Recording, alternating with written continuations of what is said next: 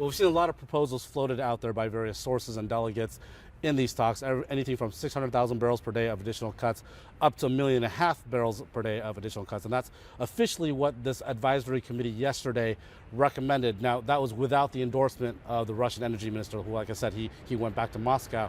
So, we've done the calculations at Platts. If there's a 1 million barrel per day cut, that's going to bring OPEC production back down to about 27.5 million barrels per day.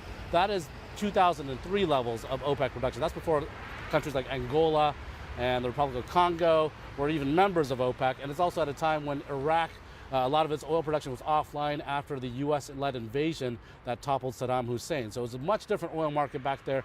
And just to put all that in context, a hat tip to my former colleague and good friend John Kingston, now with FreightWaves, for pointing this out the other day, that in 2003, total global demand for oil was about 78 million barrels per day.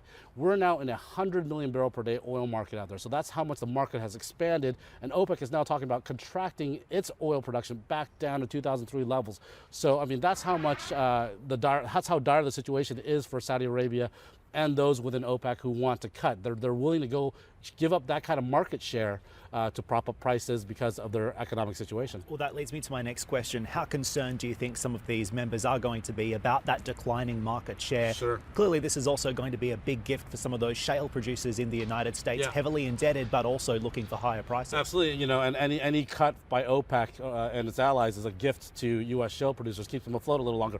And we've seen that the Russians, that's one of their concerns, that do we really want to give market share back to our rivals in the U.S.? And now OPEC is always very clear to very careful not to put this in terms of a market share battle between the U.S. and OPEC, partly because of antitrust concerns and all these accusations that OPEC is acting as a cartel. But clearly this is a concern for OPEC, and we've seen their market share decline over the years as U.S. shale and other non-OPEC producers have expanded. That's why they brought Russia on board in 2016 to bring up their clout in the market. This OPEC Plus coalition now controls about half the global oil supply. If they do something, there is going to be an impact on the market. It's just a question of whether or not they can wrangle Russia on board to a significant cut, and how much Saudi Arabia is willing to tolerate free riders and cut on its own.